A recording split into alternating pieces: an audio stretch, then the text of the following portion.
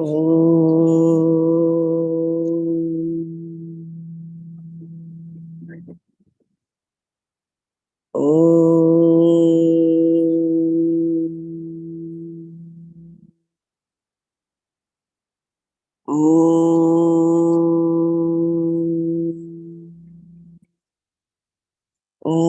ब्रह्मानन्दं परमसुखदं केवलं ज्ञानमूर्तिं द्वन्द्वातीतं गगनसदृशं तत्त्वमस्यादिलक्ष्यम् एकं नित्यं विमलमचलं सर्वधी साक्षिभूतं भावातीतं त्रिगुणरहितं सद्गुरुं तं नमामि। श्रुतिस्मृतिपुराणानाम् आलयं करुणालयं नमामि भगवत्पादं शङ्करं लोकशङ्करं शङ्करं शङ्कराचार्यं केशवं बादरायणं सूत्रभाष्यकृतौ वन्दे भगवन्तौ पुनः पुनः सदाशिवसमारम्भां शङ्कराचार्यमध्यमाम् अस्मदाचार्यपर्यन्तां वन्दे गुरुपरम्पराम् वन्दे गुरुपरम्पराम्। ॐ सहना भवतु सहनौ भुनक्तु सह वीर्यं करवावहै तेजस्विनावधीतमस्तु मा विद्विषावहै। ॐ शान्ति शान्ति शान्तिः। नारायणं नमस्कृत्य नरं चैव नरोत्तमं देवीं सरस्वतीं व्यासं ततो जयमुदीरयेत्। ॐ श्रीकृष्ण परमात्मने नमः। अथ दशमोऽध्यायः विभूतियोगः। श्रीभगवानुवाच भूय एव महाबाहो शृणु मे परमं वचः यत्तेऽहं प्रीयमाणाय वक्ष्यामि हितकाम्यया न मे विदुः सुरगणाः प्रभवं न महर्षयः अहमादिर्हि देवानां महर्षीणां च सर्वशः यो मामजमनादिं च वेत्ति लोकमहेश्वरम् असम्मूढः समर्थ्येषु सर्वपापैः प्रमुच्यते बुद्धिर्ज्ञानमसम्मोहः क्षमा सत्यं दमः शमः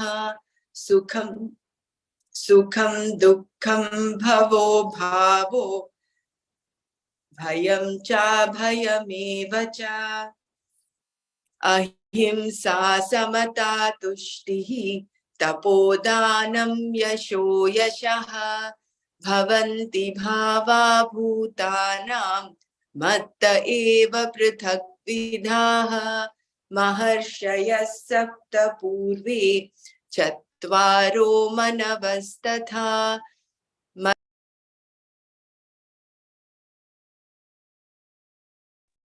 मद्भावा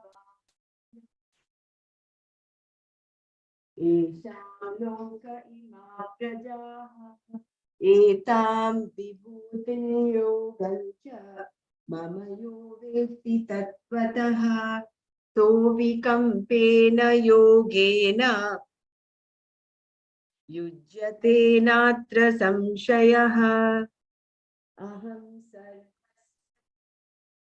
मत्तः सर्वं प्रवर्तते इति मत्वा भजन्ते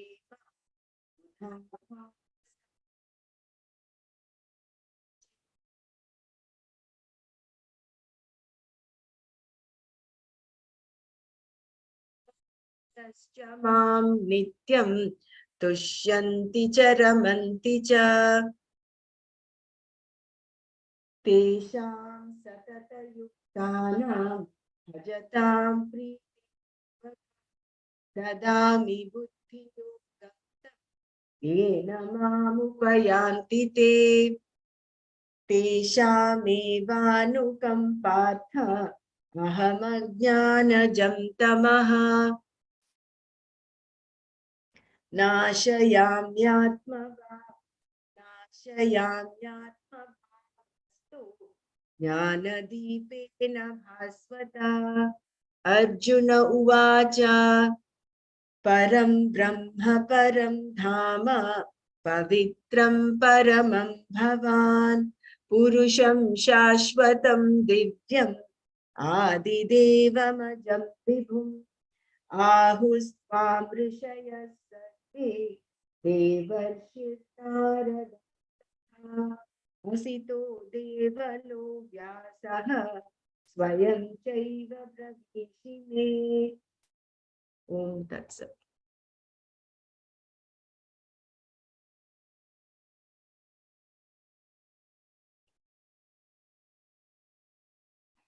So yesterday we saw this verse, Machitta Madgata Prana Bodhayantah Parasparam Kathayantascha Mam Nityam Tushyanti cha Ramanti cha.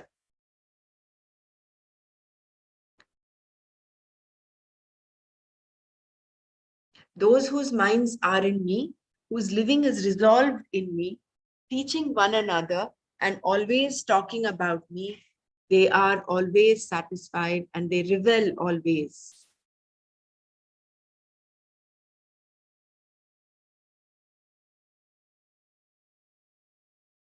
So Machitta is those whose minds are in me. With their knowledge, the mind naturally is non-separate from Paramatma and therefore cannot go away from Paramatma. People often complain that they understand, but their mind goes away. But their understanding is never away from the mind. The understanding is that the mind is never away from Atma. That is understanding, that nothing is away from Brahman. For those who understand, the mind is never away from me, the whole, because Satya is Atma, and that sustains the mind. And Madgata Prana, we saw there are two meanings to that. One was with reference to the sense organs, and the other was with reference to the prana, which means living, all of living. So they are all awake to Ishvara. Therefore, these people are called Madgata Pranas. Even though they perceive things distinctly, these wise men see something more. What is seen by the eyes is a form, and this form is distinct from every other form that they see. But then they see something more because they also appreciate that the object perceived, the perception, and the perceiver all have their being in one consciousness, which is self-existent. If there is no ignorance with reference to this fact, one becomes Madgata Prana. So when you understand, appreciate that the perceived, the perceiver, and the perception, they're all nothing but that one, they all have their being in that one consciousness, which is self-existent. That is Madgata Prana. Although all the sense activities take place, one is never away from Parameshwara. The perception of the sense organs is not a hindrance to the knowledge of the self. So, being in the world does not in any way hinder the vision of the self.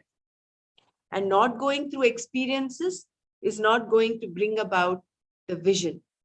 Ignorance is the hindrance, not perception.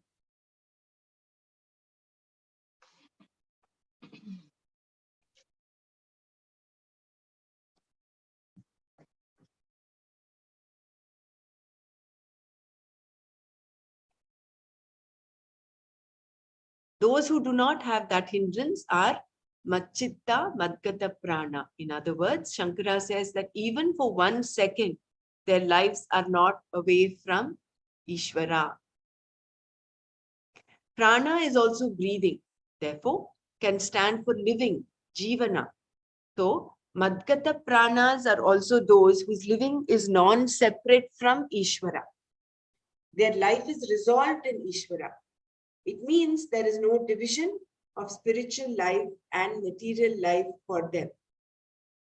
Some people have a peculiar philosophy that life has 2 separate compartments, as spiritual and secular. There are no such compartments. Everything is one whole alone.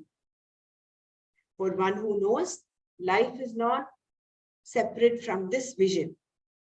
Whatever you know about yourself is what you are. And if that happens to be the whole, how are you going to be away from it?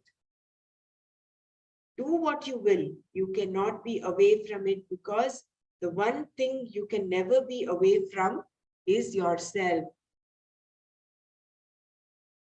You can be away from one object or the other, but never from yourself. Those who understand this clearly are Madgata Pranas, Madchittas. How do such people live? Ramanti, they rebel. How? Parasparam bodhayantaha, mutually teaching each other. What else can they do? Those who want to learn, they teach. Mam katayantascha, talking about the glories of me, Parameshwara. When do they do this? They do it always, nityam. Katayantaha is different from bodhayantaha. Bodhana implies a class situation or a discussion. Kathana is just descriptive. There is no teaching. When you describe the glories of the Lord, his knowledge, his strength, and so on, it is called Kathana.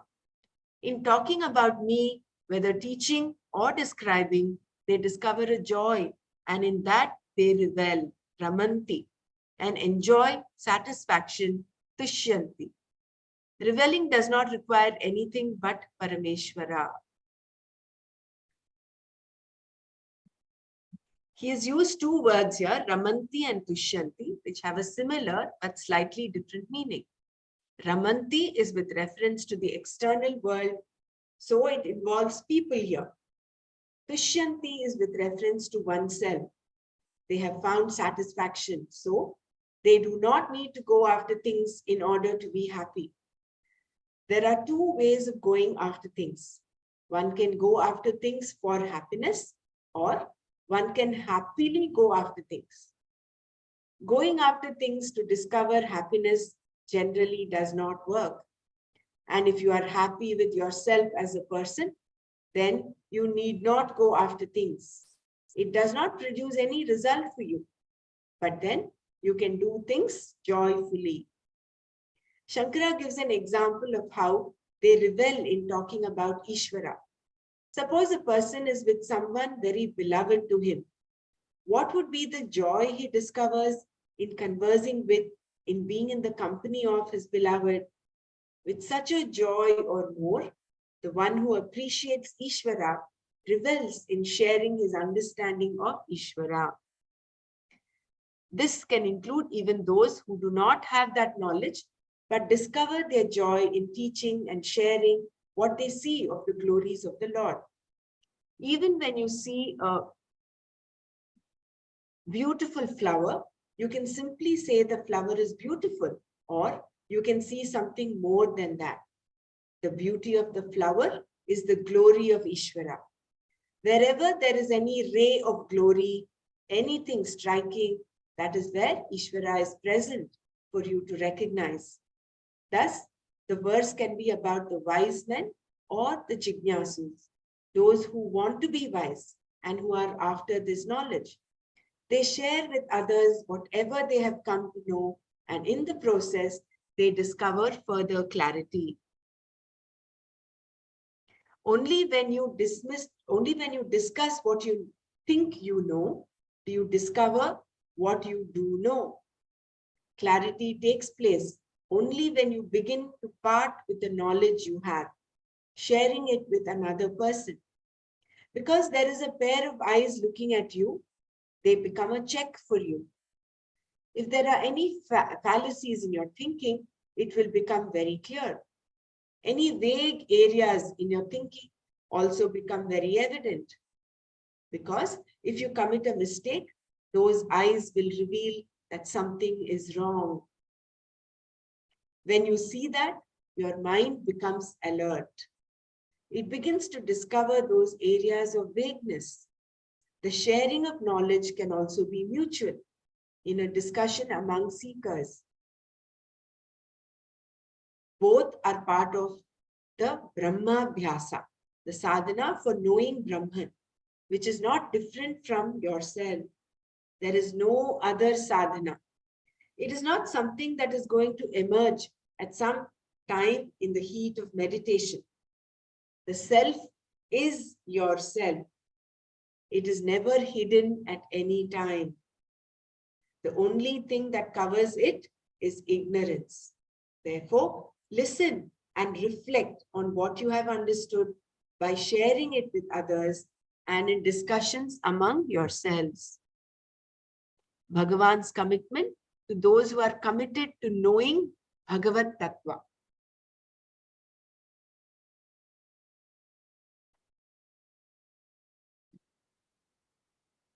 Tesham satatayuktanam bhajatam priti purvakam dadami buddhi yogam tam enamamupayanti te. Tesham satata yuktanam, for those who are always committed to me, priti purvakam bhajatam, seeking with love, tam buddhi yogam, that vision of knowledge, dadami, I give, ena, whereby, te mam upayanti, they reach me. Tesham satata yuktanam priti purvakam bhajatam, tam buddhi yogam dadami, enate mam upayanti. For those who are always committed to me, seeking me with love, I give that vision whereby they reach me. Tesham satata yuktana, for those who are always committed, those who are seeking in this manner were previously called nitya yuktas, always committed to me, not just in the morning and or evening. Ishvara is not just one of the irons in the fire for them. Their priorities are clear. They have assimilated their experiences and understand exactly what they are seeking. Seeking the truth of everything is not a pastime. It is their life. And they do not see any other pursuit that is worthwhile. They are mature. Such people have a love for the knowledge of Ishvara. What started as a curiosity becomes a desire, because you cannot accept ignorance once you know that there is something to know. That is why, as I told you, if you want to make somebody miss his sleep, tell him that you have a great secret to tell him and that you will tell him tomorrow morning. Once one knows that there is something to know, one cannot but try to know it. It becomes a desire. Afterwards, this jijnasa, a desire to seek knowledge, becomes a love of knowledge. Once it becomes love for knowledge, then they revel, ramanti, they enjoy satisfaction, tushyanti.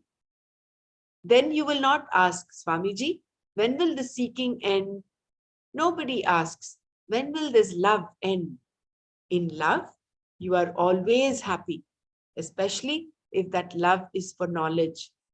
As long as it is a desire, it is fraught with pain because there are impediments in fulfilling a desire. Once it transforms into love for knowledge, then it is a matter of reveling. Impediments do not count.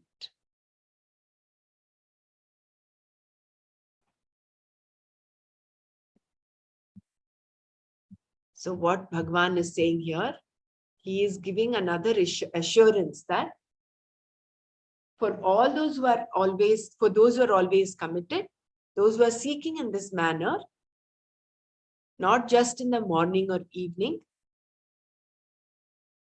they have their priorities clear. They have assimilated their experiences and understand exactly what they are seeking. Seeking the truth of everything is not a pastime. It is their life. And they do not see any other pursuit that is worthwhile. They are mature.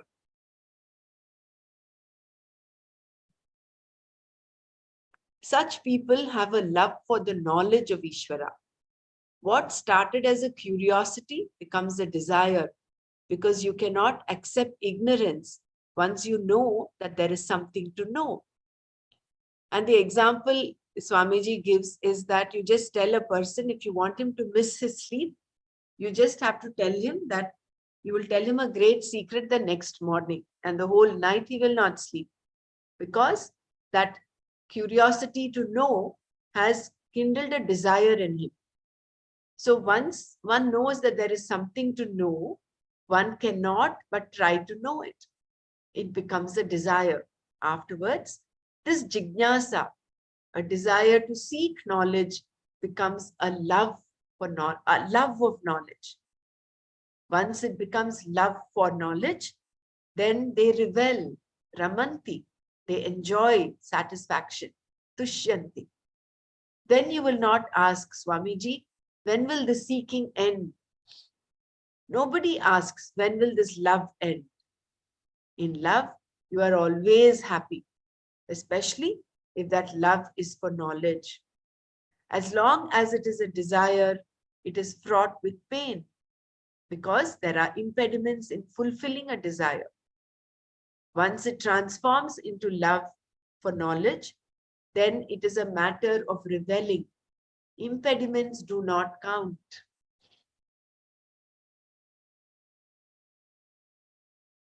So Swamiji is making a distinction here between a simple desire as well as the love for knowledge. When there is love, then there is no question of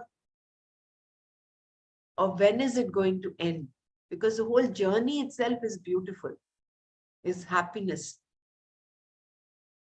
Bhagavan says, to those seeking with love, aham dadami, I give. What do I give? Buddhi yoga, the vision of myself. When you are seeking Ishvara, he has to give. He has to reveal himself. Therefore, he says, I give them that Buddhi Yoga, the vision of truth, the vision of me, through which they reach me. They become one with me. The followers of Hare Krishna movement and other Dvaita schools of thought would translate these words as, I will give them the grace whereby they will come to me. Where? In Goloka Vrindavan or any other heaven? Previously, Krishna was here. Then he transferred himself to Goloka, where he has been waiting for these people to come. Because you're always singing the glories of Ishvara, you are a special invitee there. You go there and play with him. But when he plays with the others, you will have to wait. The same old problem that the gopis faced. Previously, when Krishna was playing with one gopi, another gopi would be very jealous. These are our original problems. This problem which was here on earth, Bhuloka, will also be there in Goloka Vrindavan too. I do not know which Shastra refers to Goloka Vrindavan. No Upanishads talk about it. Goloka can be translated as the light, Loka of words. Go, the meaning of the words of Shruti. So Goloka can be translated as the light, that is Loka, of words. Go, the meaning of the words of Shruti.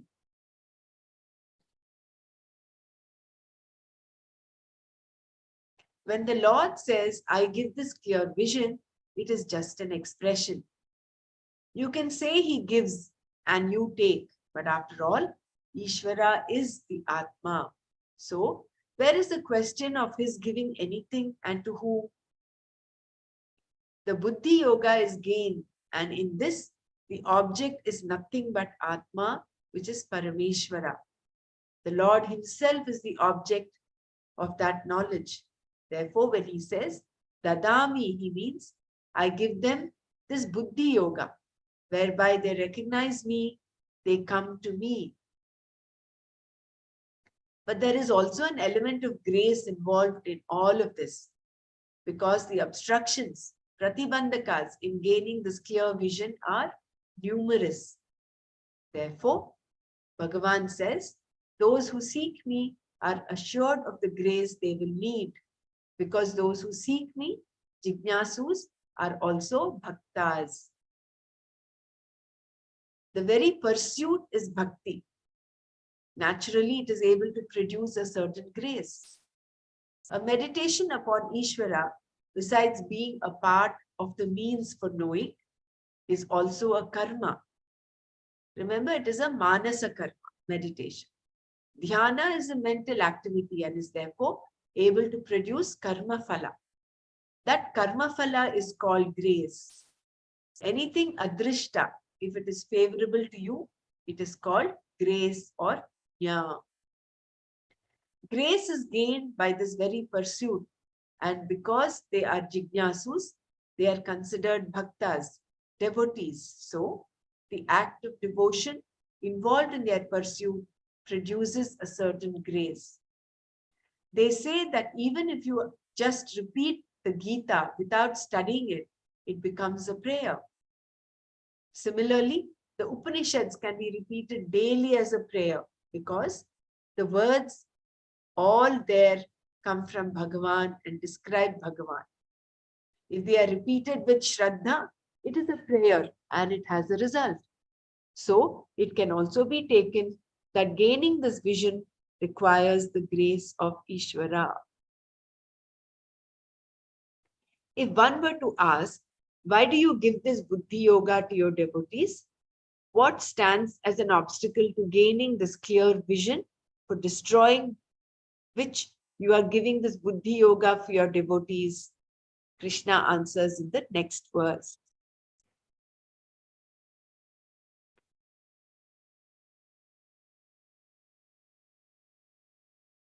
Does anyone want a repeat of the previous one?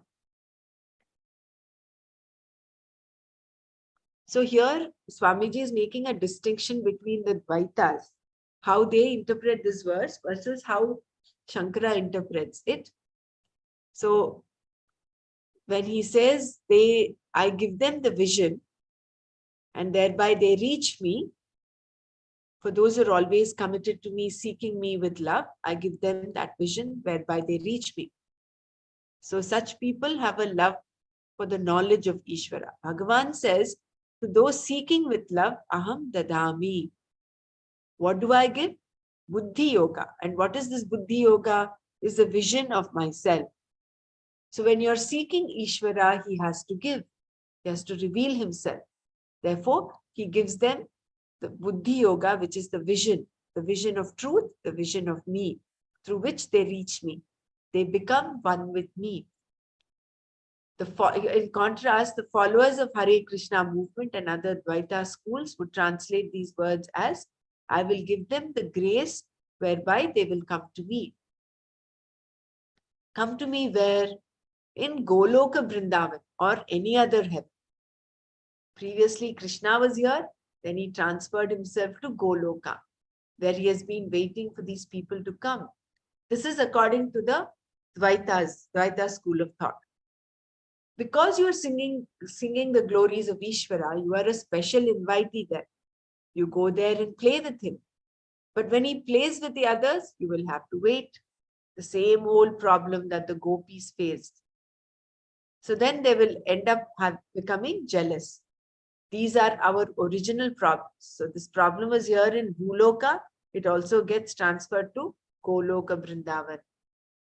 So Swamiji says, I do not know which Shastra refers to Goloka Vrindavan. No Upanishads talk about it. Goloka can be translated as the light. Loka.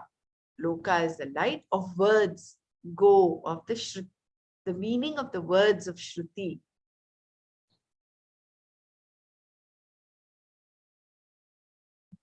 So when the Lord says, I give this clear vision, it is just an expression.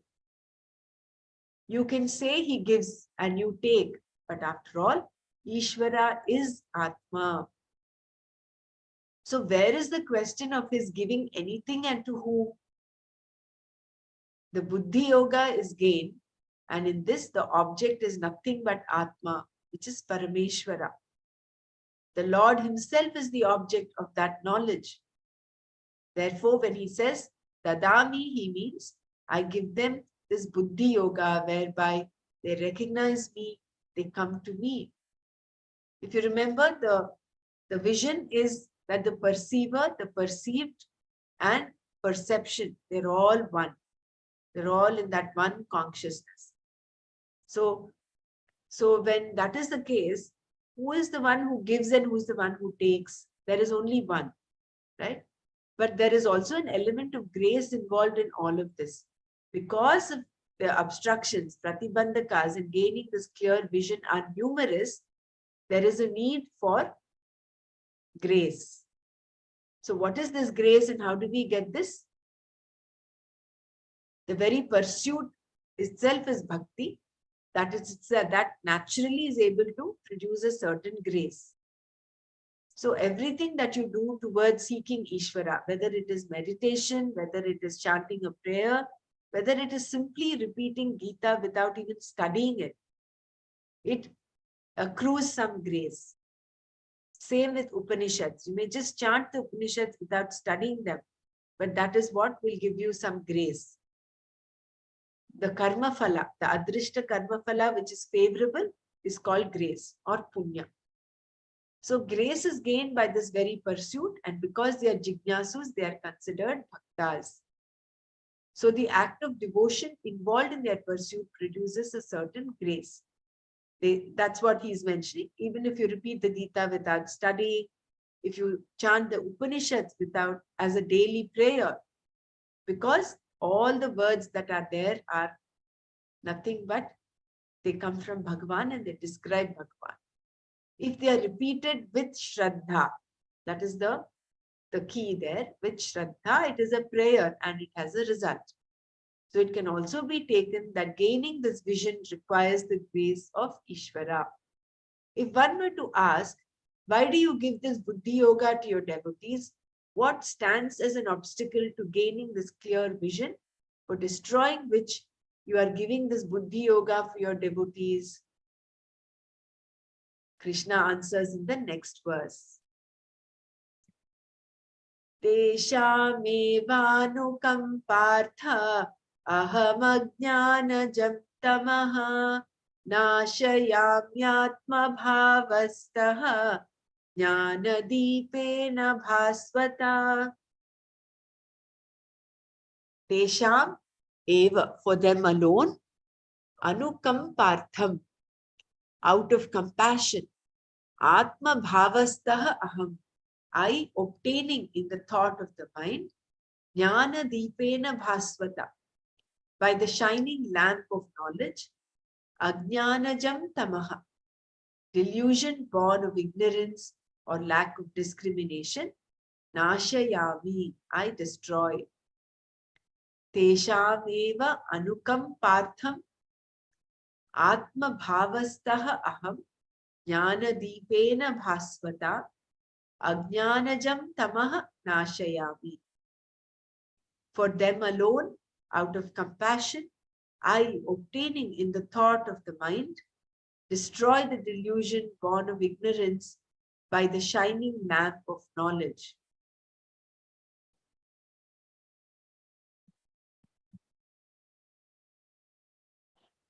Just a second.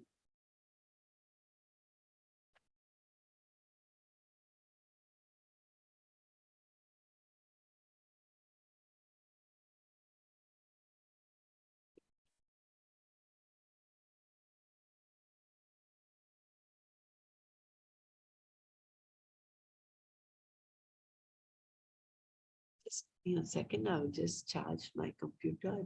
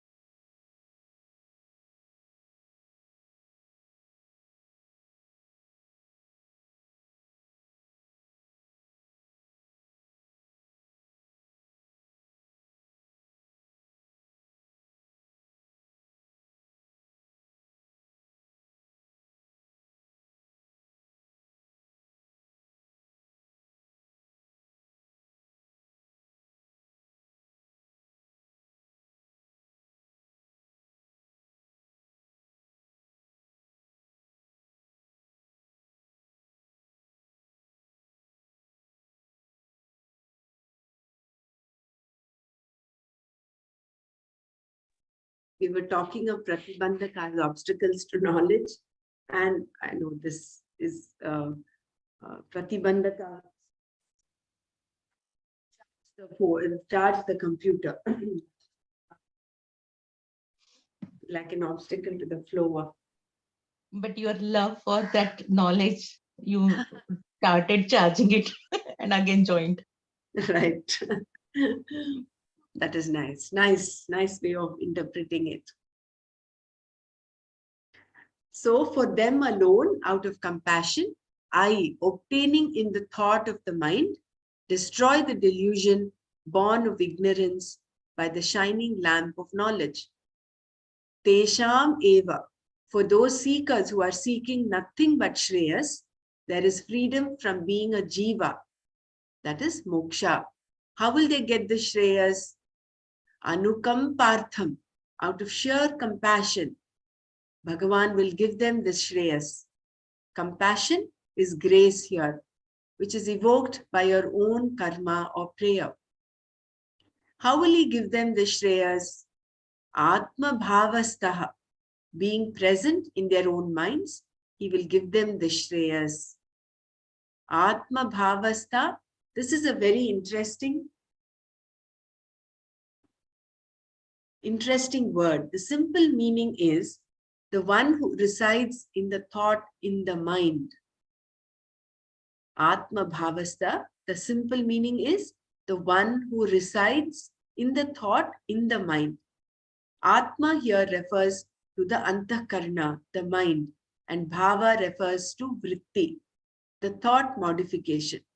Thus, Atma bhavastha is the one who obtains in the vritti, in the thought of everyone. By using this word, Bhagavan removes a possible misconception arising from his saying, Dadami, I give. When he says, I give, we can go away with the idea that Ishvara is located somewhere, from where he hears our petition and answers. This tendency to put a distance between ourselves and Ishvara is a continuing problem. Whenever Bhagavan says Dadami, etc., this problem arises. To counteract it, he says here, Atma bhavastaha aham. I am the one who obtains in the vritti, in the very thought of the seeker, as Paramatma. I obtain in your mind as aham, aham, aham, purely in the form of consciousness. As Ishvara, I shine in the form of your own Swarupa. Later in the 15th chapter, he will say, Sarvasya cha aham hridi sannivishtaha. I obtain in the heart, hridi, in the buddhi of everyone. Here the same thing is conveyed by saying, aham atma bhavastaha. Obtaining as the very essence of every thought, what does Parameshwara do? Nashayami, I destroy. Because of the seriousness and devotion of their commitment, a certain conducive condition is created in the minds of the jignasus. In that conducive condition called grace, aham nashayami, I destroy. What does he destroy? Tamaha, darkness. Shankara says it is moha andhakara, delusion. Bhagavan says the delusion of darkness I destroy. This delusion is born of ignorance, ajnanaja, or you can call it aviveka, lack of discrimination. Out of lack of discrimination is born the false notion of the self being the body, mind, etc. And again the reverse, the notion of the body, mind, sense complex being the self. These false notions about oneself, which in a word we call mithya pratyaya, I destroy, aham nashayami. Who is this aham? Not someone somewhere, but the one obtaining as the very essence of the vritti, the truth of any thought. How does he destroy? Jnana deepena bhasvata, by the shining light of knowledge. The destruction of delusion does not require any weapon.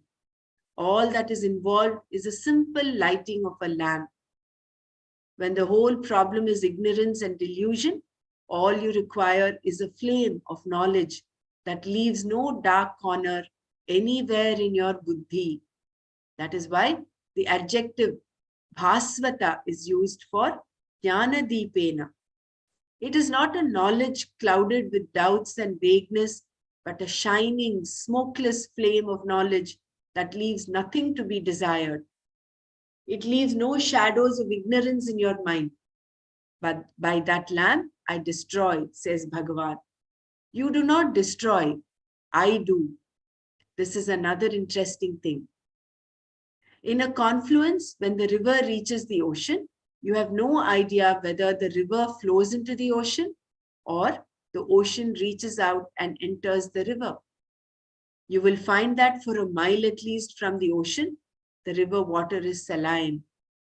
You can sometimes even see the flow of the river reversed as in a tidal bore. Tidal bore is a high, often dangerous wave caused by the surge of a flood tide upstream in a narrowing part of the lower course of a river where its current is met by the tides.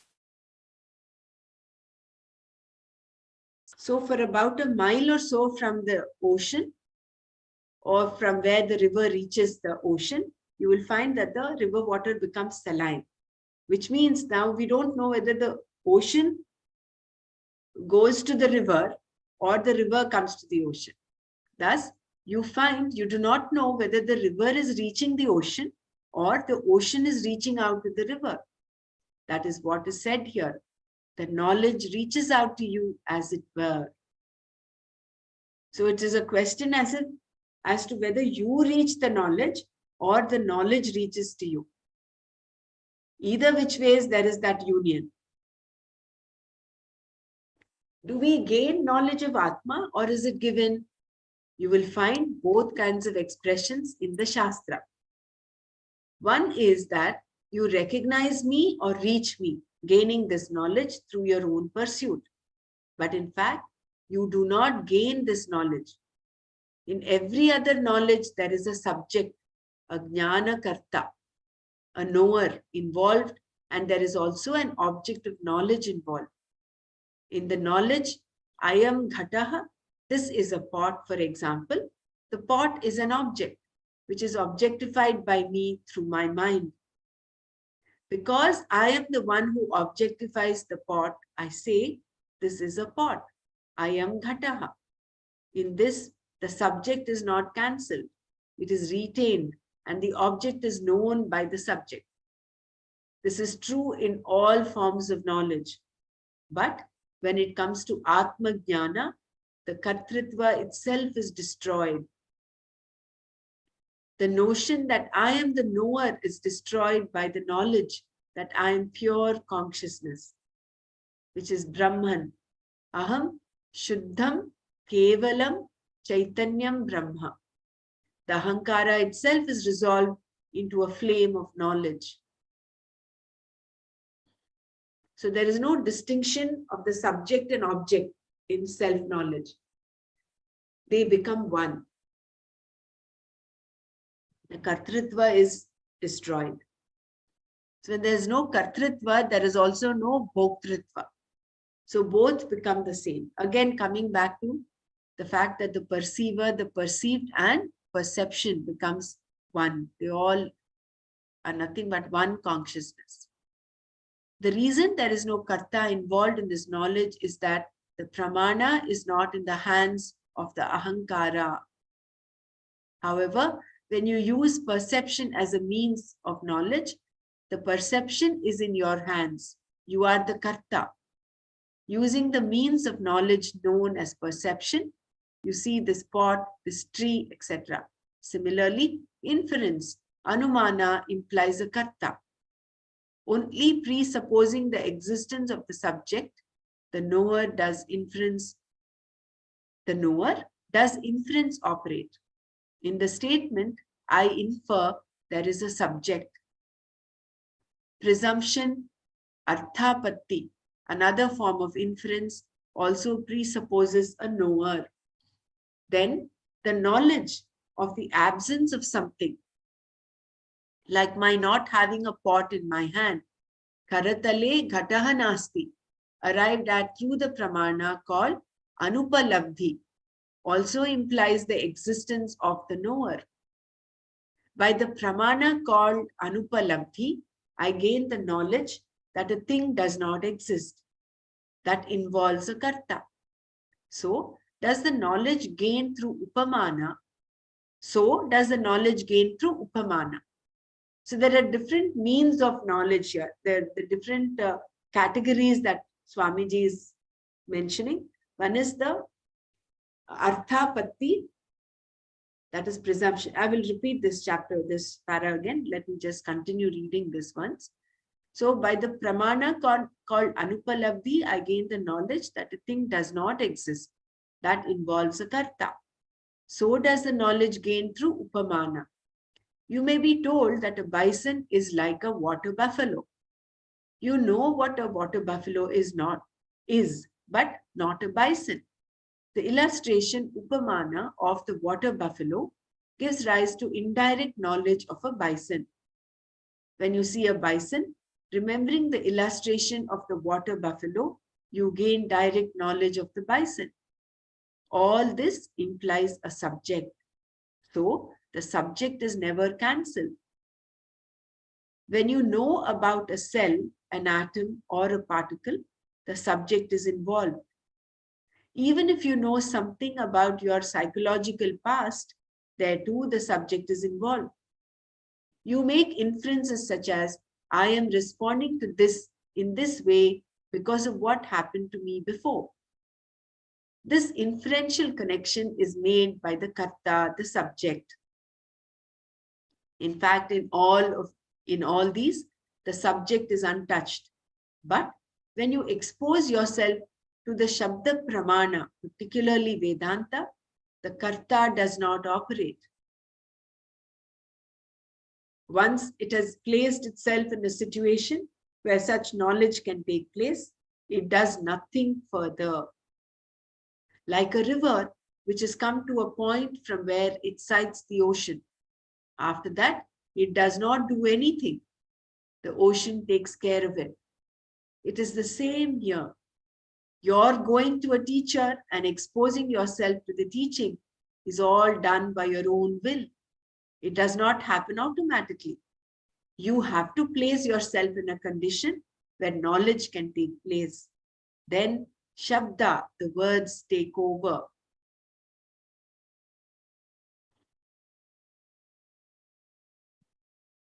The sentence that gives the knowledge is Tat Tvam Asi. In the process of understanding this, firstly, the meaning of the word Tvam, you, is analyzed properly, and then Tat, Ishvara, is also analyzed properly. Then the Akhanda Artha, The meaning of identity that is involved in the sentence is recognized. What does that recognition do? First, let us understand how the recognition takes place. It has to occur in the buddhi, because that is where the ignorance is destroyed by the buddhi vritti, eliminating the notion that the self is merely the subject. The subject is the self, but the self is not the subject. The knower, known, knowledge are all one and the same. Where is the subject? Where is the object? Atma is free from all three of them. It is Brahman. This recognition that the self is Brahman swallows the subject. So how can you say that you gain it? Through the Shastra, Ishvara alone gives this knowledge. You do nothing to gain it. Since the Ahankara is not involved, it is proper to say that Ishvara gives you this knowledge.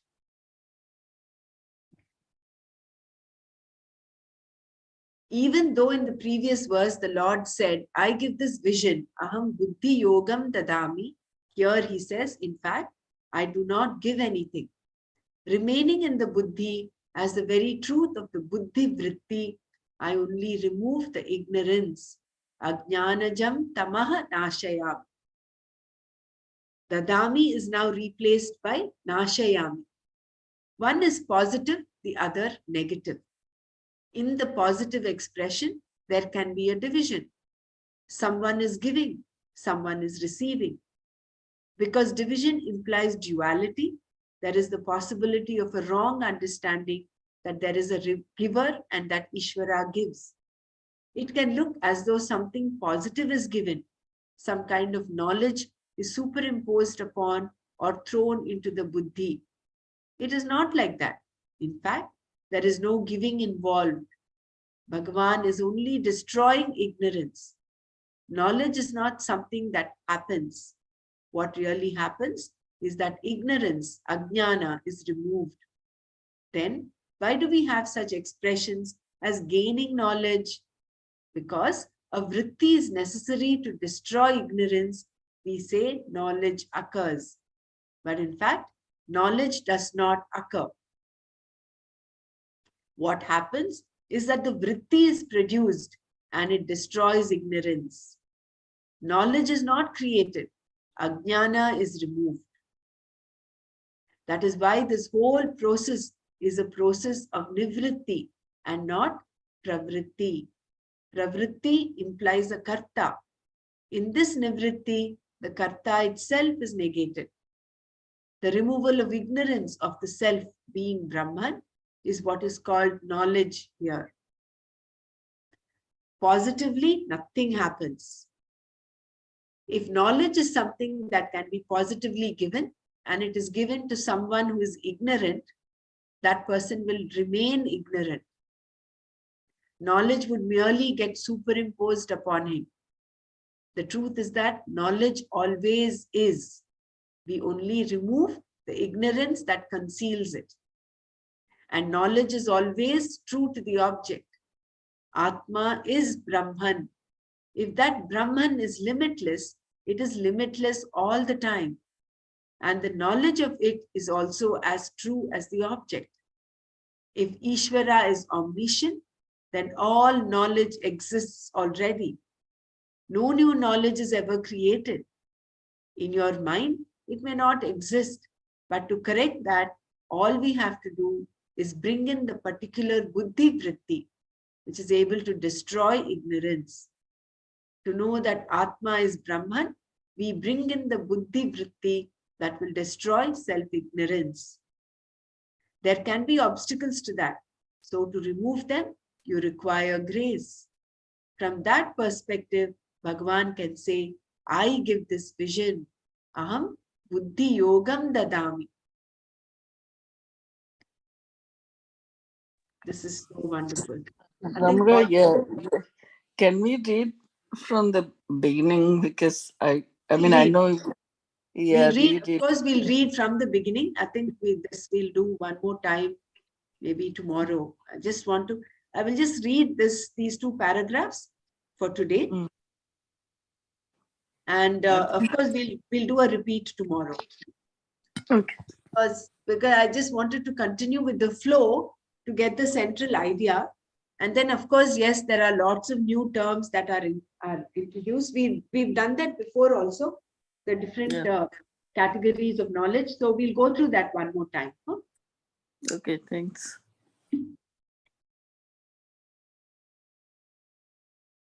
The dawn of knowledge is like the lighting of an oil lamp. Shankara explains very beautifully this imagery of the lamp, taking it as an oil lamp. A lighted oil lamp implies a few things: oil, wick, flame, and oxygen. And Shankara explains all the parts of the analogy. What is the oil for this lamp? Shankara says the oil, sneha, is bhakti, devotion, and cheerfulness. Sneha can also mean affection or love. What is the difference between love and devotion? Where there is respect and reverence with the love, there is devotion, bhakti. Love, when it is for Ishvara, involves a certain supplication, a surrender, and looking up to. This appreciation and respect is implied in bhakti. Thus, love with respect and reverence is bhakti. Shankara says that the wick of the lamp must be abhisikta, soaked with the oil, sneha, which is cheerfulness, and bhakti.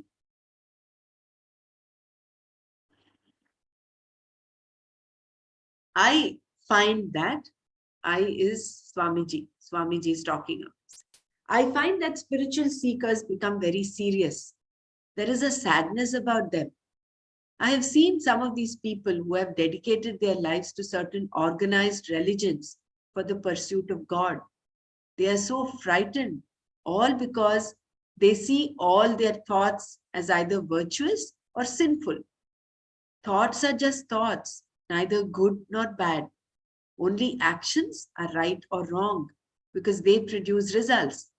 But then, if one deliberately meditate upon or praise for the fall of someone, then it is an act, a mental act. We take it as a karma. Thus, there are no good or bad thoughts. They are only thoughts, and there are proper or improper actions, be they mental, verbal, or physical. Only if you understand this can you be cheerful. And this is not an ordinary thing to understand. Thus, to light this lamp of knowledge, the wick has to be soaked in the oil of cheerfulness and devotion to the Lord. What is the wick for this lamp? The wick is the preparedness of the buddhi, purified by the study of the Shastra, with a proper attitude and all other disciplines under the tutelage of a guru. This wick obtains in the lamp of the Antahkarana. This lamp should be protected from strong winds. Shankara says, the strong winds which may blow off this lamp are the binding likes and dislikes. But then the flame has to be sustained by air. That air, Shankara says, is the buddhi vritti, which recognizes the identity between the jiva and Ishvara, accomplished by constant contemplation. Having listened to the words of Krishna on the glories of Ishvara, Arjuna now asks a question. The important thing to understand here is that the Gita is a dialogue. Its subject matter is primarily to be understood. Very few things are meant for belief. The main issues are to be understood, and some of them, like values, attitudes, etc., are meant to be understood and lived up to. So there is a certain will involved here. But when Bhagwan talks about realities, that is purely to be understood. Even beliefs require some understanding. Since there is a lot to be understood, there is a dialogue. And now Arjuna makes a request to the Lord. I know I read all continuously. There is a lot of need for repetition. But what today we'll do is I will just chant the two verses that we covered. And whatever whatever we've understood, let us just bring up. Maybe small, it may not be in detail, but whatever we've understood, let's bring it up. So we learned, started from, actually it started from the 9th verse. Matkata prana. Machchitta madgata prana bodhayantah parasparam kathayantascha mam nityam tushyanti cha ramanti cha. Those whose minds are in me, whose living is resolved in me, teaching one another and always talking about me, they are always satisfied and they revel always.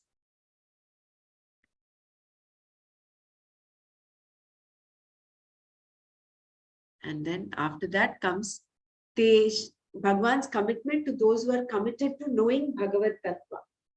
Tesham satata yuktanam bhajatam priti purvakam dadami buddhi yogam tam ena mamupayanti te. For those who are always committed to me, seeking me with love, I give that vision whereby they reach me. Then, why do you give this Buddhi Yoga to your devotees? What stands as an obstacle to gaining this clear vision, for destroying which you are giving this Buddhi Yoga for your devotees? Krishna answers this in this verse. Teshamevanukam patham aham ajnanajam tamaha nashayamyatma bhavastaha jnanadipena bhasvata. For them alone, out of compassion, I, obtaining in the thought of the mind, destroy the delusion born of ignorance by the shining lamp of knowledge. So let's close our eyes and just reflect on all that we have listened to, understood, and let's all share.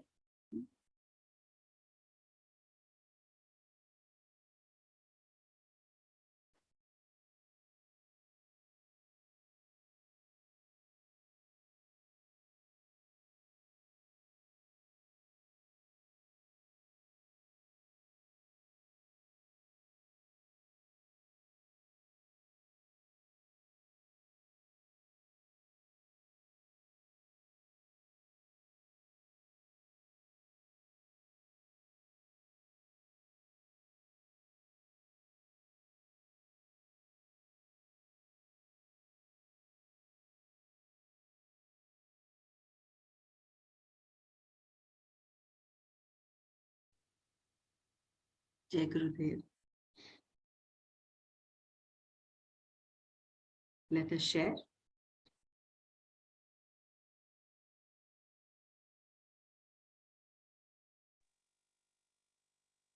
In the beginning, it said you should have a desire, but that desire becomes love when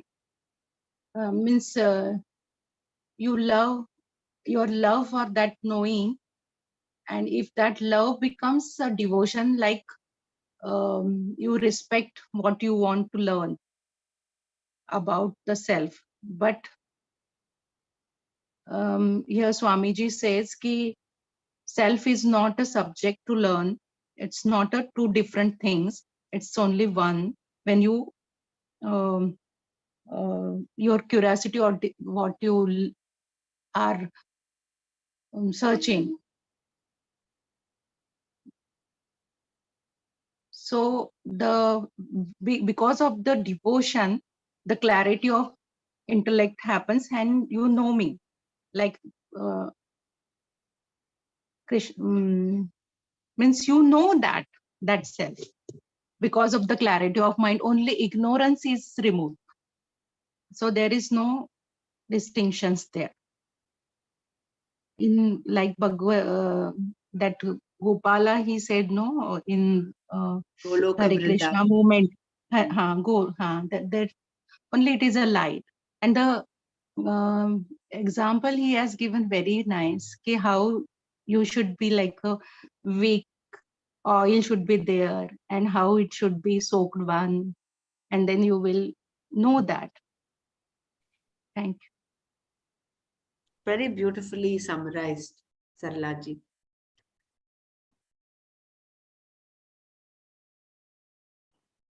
So he starts off with saying, Machchitta Madgata Pranaha Bodhayantah Parasparam Katayantascha Mam Nityam Tushyanti Cha Ramanti Cha. So how do these people live? They live by their mind is always yoked, whatever they're doing. They're not separate from Ishvara even for a second. They get their priorities right. They come with that certain maturity in their mind.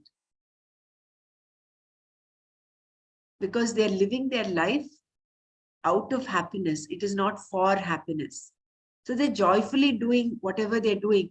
So even if they're kind of involved in sense perceptions, that Madgata Pranaha, everything is on the backdrop that they are nothing but Parameshwara.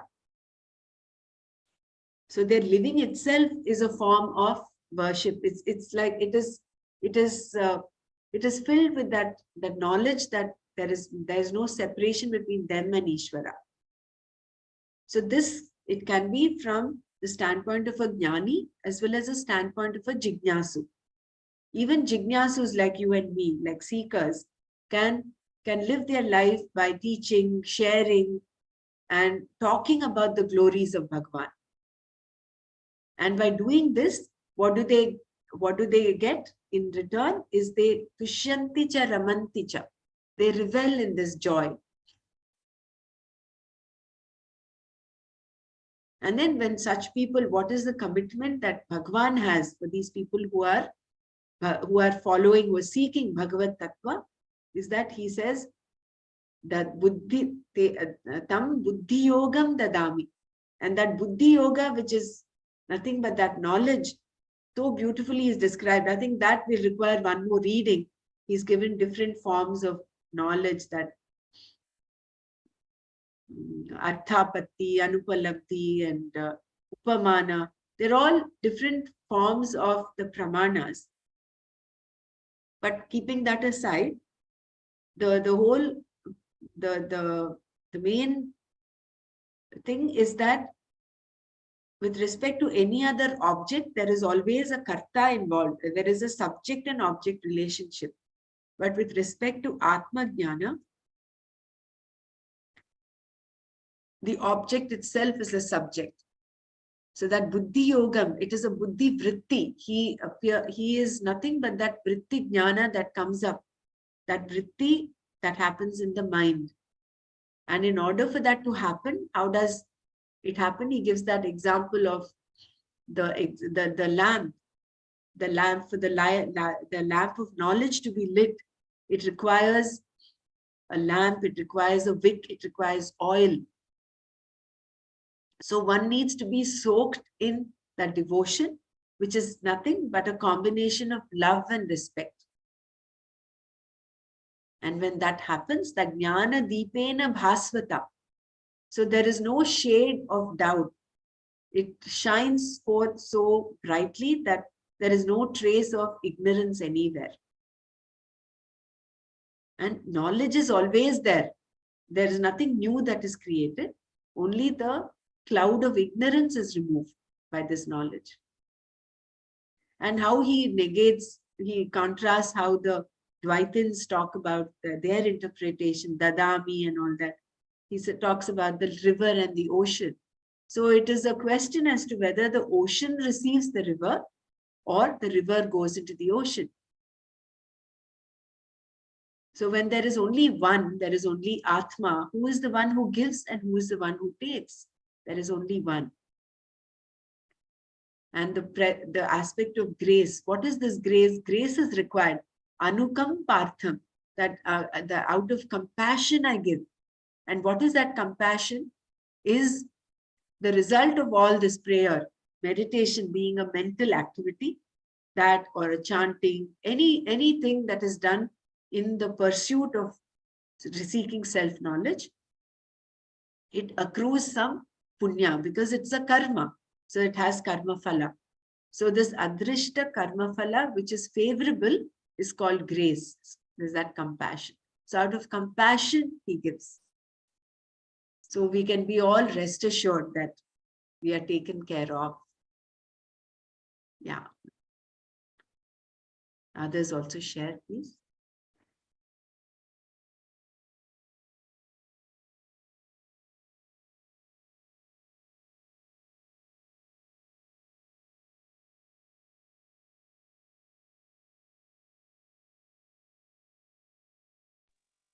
He also said, no, you are not doing any efforts. It's me, I am giving you that. We only have to take care of those strong winds that put off that lamp, which is the raga, dveshas, likes and dislikes. No? So that we need to protect against. Yeah, that upamana is very nice, like lighting the lamp. How the strong wind, you want to protect that light from other things like strong wind, which is the raga dveshas. Excuse me. So he compares that wick and oil and the lamp to the love and devotion and the antakarna, the mind. Excuse me. To knowledge to happen. Yeah.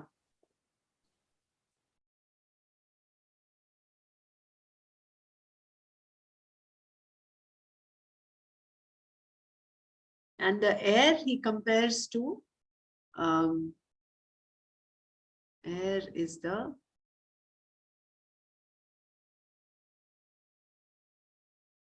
Oxygen, that's buddhi vritti.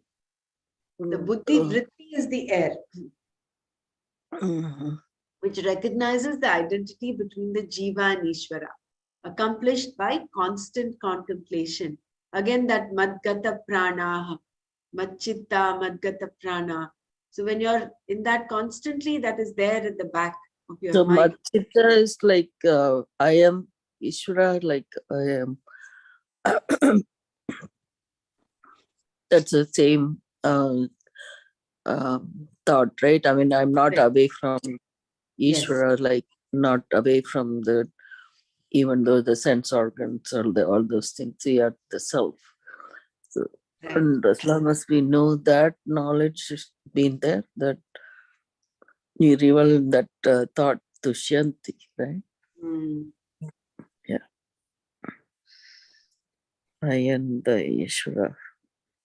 We'll do this again tomorrow because I know there are lots of things that what happens to me is I'm reading with you, and then at some point I lost, like I'm laying behind. I think one is my mind is not processing that quickly what that meant, so I'm trying to read back in that. So I kind of lying behind, and then I'm lost. So that by the time you moved on to another paragraph, so I'm I'm sorry wondering. about that, but No, I no, just it's okay. I was going to as a stop you flow. earlier, but you moved on, so I didn't want to stop that mind. It's okay.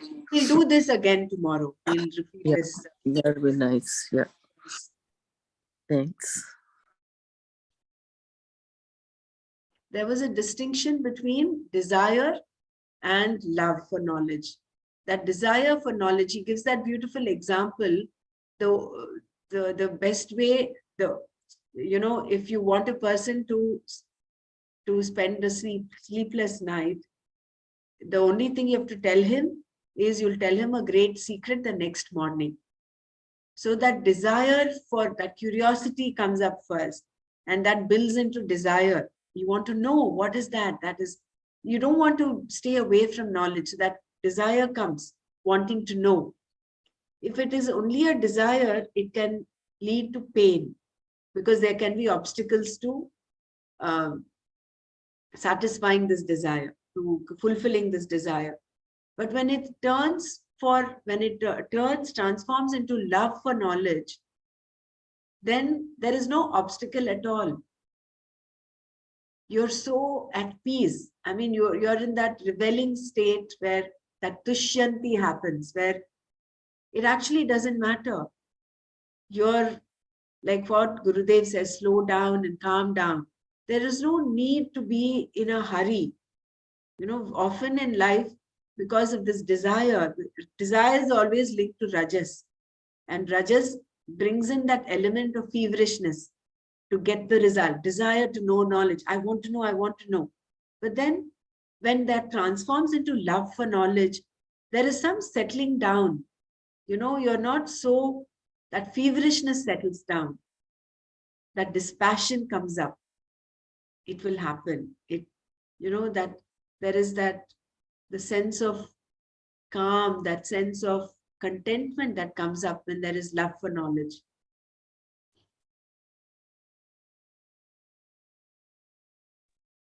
There is more, the sattva guna added to that, I suppose. Or so I think. Yeah, Jai Gurudev. Just talking about the grace part, initially we read that grace, having knowledge is grace. I think in this chapter only, which was, I don't remember. But here the grace is talked about, like it is whatever you are doing, gaining knowledge or doing dhyana or doing repetition of the verses or any part from Vedanta, maybe like the reading the Upanishads.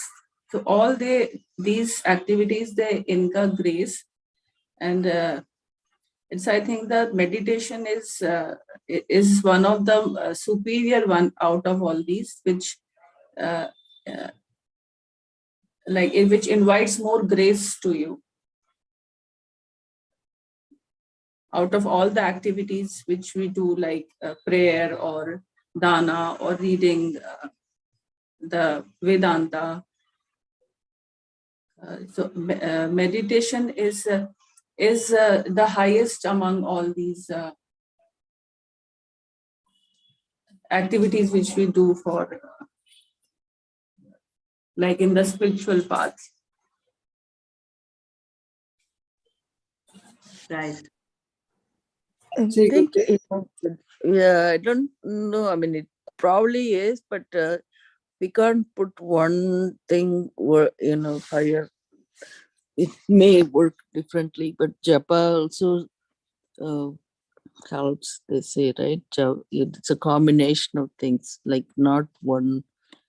You are talking about higher, one is higher than the other. It's like japa also, they have their own values, but the meditation is given the highest value in terms of bhakti or in terms of like achieving that goal. See, ultimately, all the other activities you do, there are two kinds of sadhanas, no? Bahiranga sadhana and antaranga sadhana. Antaranga sadhana, Sadhana is all those activities you do towards reducing, to creating that antakarana shuddhi. So all your karma yoga, all the prayers, nitya naimittika karma, even japa for that matter, comes under that bahiranga sadhana. Whereas no, that's why I'm saying, like, it's not one thing, it's going to get there. It's a combination of like japa and the nitya naimittika karmas, the karma yoga, what you're saying, bahiranga sadhana. But then the one we talked about, antaranga sadhana, which is the meditation and the nididhyasana, is also part of it. It is part of it, but then if you just do the bahiranga sadhana, is not going to help you. It's a combination, which is right, which you rightly pointed out. But of this dhyana, which is prepares the mind. That's what that is, right? Like with doing karma, it prepares the mind. But once you get the mind prepared, I probably did this some time ago, where the raga dveshas, then you remove that to get to this antakarna shuddhi, right? Like preparing the mind. I forgot what I wanted to tell you. Yeah, karma yoga, and then that prepares the mind, antakarna shuddhi. Once the antakarna shuddhi is happened, then this meditation and the nididhyasana, fall in the place. And then where even the meditation were nicely explained in the chapter. It's one is that meditation is for the Saguna Brahma, and that Nididhyasana is more of contemplation. So where you can just contemplate on the words or thoughts, the sentences that we read, like there become nirguna. Uh, it had a nice, nice sentence. Yeah, remember it said something about Manasa wisdom. Vyapa. Yeah, Jatiya manas. Vritti Rahita Sajatiya Vritti Pravaha. Right, exactly. Yeah, yeah. Sajati Manasa vritti. Vyapari. Mm. Mm-hmm. That's Yeah. very nicely described. So Mm. I felt that one is also good. Like for us in this particular thing, that Shavana, Manana, Nididhyasana, that is the part of the thing to understand what is knowledge is in the first place, right? That we've been banging on it, and then now at least we know somewhat. And again, every chapter we are reading, we are getting some new points, how to think about it, even that knowledge. Yeah, Yeah. that is the experience that I'm getting right now. So Yeah. I'm sure you guys are too, but um, it's very nice though, like reading and then having this rereading ourselves. I hope I can get to read a little bit more, but I've only got to 2-3 slokas. Even that. Yeah. Doesn't matter. It doesn't matter how much we have covered, how much of what Yeah. you have covered is in you is matters. Someone told Swami Chinmayananda once, I've read the Bhagavad Gita so many times. Yeah. Swamiji just But asked me, how many times yeah, Gita gone through you? You have gone through Gita so many times. But right. how much of Gita has actually gone through you? That is important. So it is Yeah, some of it was missed, but I'm hoping that the ones I really listened, I could go faster reading about it. But it gives you nice understanding when you're doing it yourself, rereading it and then correct. making notes and things Yeah. like that. Really needed. I would suggest everybody take your Yes. time, even if you do like 4 or 5 verses. It's really good to know that thoroughly and go further there, and that really helps. That is true. So Yeah, true. thank you. Swamiji gives this explanation is so nicely, right? In everything he explains it, the words here, with the example like Deepa and the ocean part, where it comes in, um, the river comes to the ocean, but you don't know the river reaches out or the ocean reaches out Yeah. first. And because the 1 mile in front, the river water is saline. So that means where Atma reaching out to our buddhi, eh, whether our buddhi vriddhi is reaching out there. Is that how that was explained, right? That is how it is. Yes. Okay, okay, got it. Yeah, thanks. Yeah, we'll just come to chapter 6. This was the shloka we were in. Mhm. Once Krishna answers Arjuna's question by telling him that once you've started to inquire into the self, there is no going back, nor is there a bad end of any kind.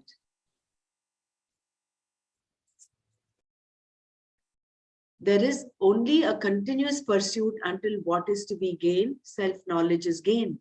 Until then, the pursuit is never stopped, is never affected in any way. This then was an assurance. Krishna's words are the pramana here. Although there is some supporting logic, the words alone are the pramana, there being no other way of proving them to be right or wrong. In the next verse, Krishna describes the ultimate result of this pursuit. Prayatnadyatamaanastu yogi samshuddha kilvishaha aneka janma samsiddhaha tato yati parangatim. Two, whereas prayatnat, by means of the will, yatamanaha, one who makes effort, yogi, the yogi, samshuddha kilvishaha, the one who is cleansed of all impurities, aneka janma samsiddhaha, accomplished in many births, tataha, then, param, ultimate, gatim, end, yati, gains. Two, prayatnat yatamanaha, yogi, samshuddha kilvishaha, aneka janma samsiddhaha, tataha parangatim yati. Whereas the yogi who makes an effort by means of the will and who, cleansed of all impurities, is successful after many births, then he or she gains the ultimate end. In this verse, Krishna picks up from where he left off, where he had been talking about yoga and the yogi before Arjuna asked his question. Having defined yoga as the vision of sameness in all beings, he now talks about the yogi who has this vision. First, referring to him as yatamana, a person who is making effort. The word prayatna also means effort. Shankara clarifies the use of these two words here, saying that prayatna refers to the will of the person, meaning that there is great will on the person's part, because what is to be gained is very difficult to accomplish. It is against all odds, so to speak. Thus, prayatnat yatamanaha refers to the one who is making effort with his or her will. The yogi discussed here is also the one for whom all the Yatamana will, is it his will? Is the effort. Effort. No, prayatna is effort. Prayatna is effort. Yatamana is also one who puts this effort. 1 second, let me just see. Referring to Yatamana is a person who makes effort. Okay. Prayatna is the effort, and yatamanaha is the person making effort. I probably reversed it. Prayatna is refers to the will of the person. Right. And then is the making effort. Okay, got it. Thanks. A person who's making the effort is yatamana. Hmm. So the yogi discussed here is also the one for whom all the impurities have been removed or cleansed. Samshuddha kilbisha. These impurities are the ragadveshas, the papas, and their psychological outcome like guilt, etc. The person who has cleansed himself or herself from all of them by living a life of karma yoga is samshuddha kilbisha. This purification is not something that is accomplished in one lifetime, Krishna says. It has taken many births to remove these impurities. To be a seeker is no ordinary accomplishment. Even to have gained the upadhi, the body of a seeker, a mumukshu, to have the desire for moksha is itself not an ordinary accomplishment. It has taken many births to come to this pursuit. The many births, aneka janma, is only with reference to the past because now the person is studying the Gita. Therefore, the person being addressed here is called aneka janma samsiddha, one who has taken many births to come to the point of wanting to inquire. The desire for liberation itself is something born out of aneka janma. The proper antakarana, the mind, and the proper upadhi, body, has to be gained for gaining this knowledge, all of which has now been accomplished by this person after many births. In each janma, the person gathered a little bit of yoga samskara, the samskara that is conducive to the pursuit of knowledge. Gathering adequate yoga samskara over many births is a little like becoming a millionaire after you have gathered coupons for a long period of time. Even at the cost of money, you gather this kind of samskara, which is an entirely different type of wealth.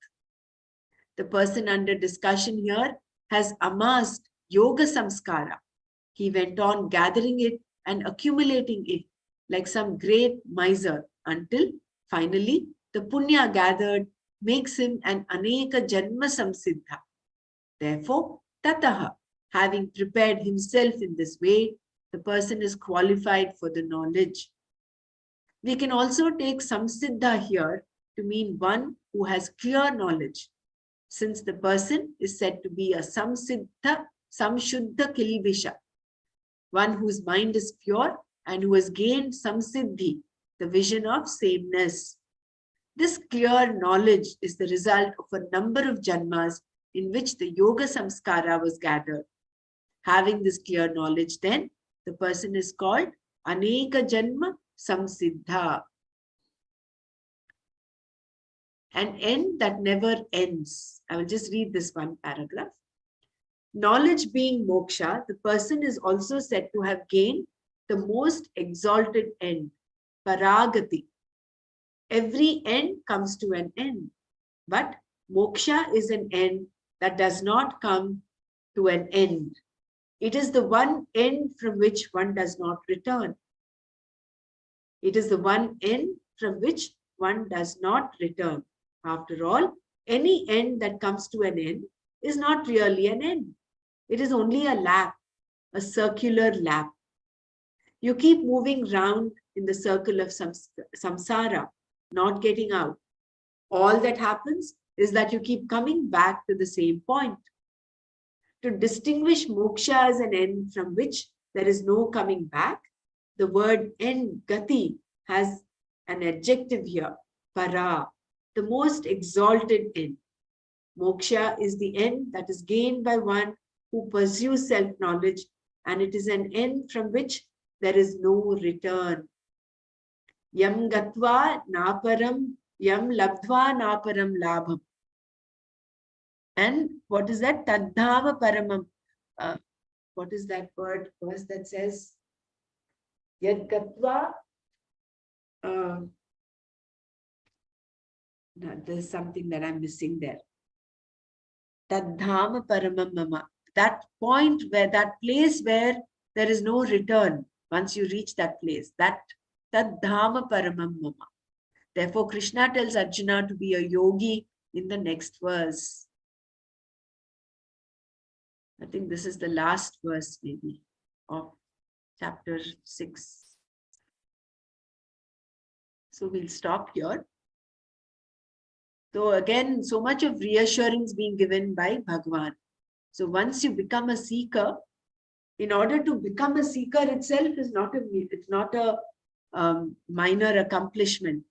After aneka janma samsiddha, every year you're adding on, like you're getting those coupons to become a millionaire, you're adding on this yoga samskaras. And little by little, they have fructified into you getting this birth, and having got this birth, the thought of wanting to know about the self, to inquire about the self, itself is born out of yoga samsiddha. So being grateful and being coming from the space of feeling blessed that we're all on this path, we'll close this session here today. If anyone wants to share anything before we close, please do.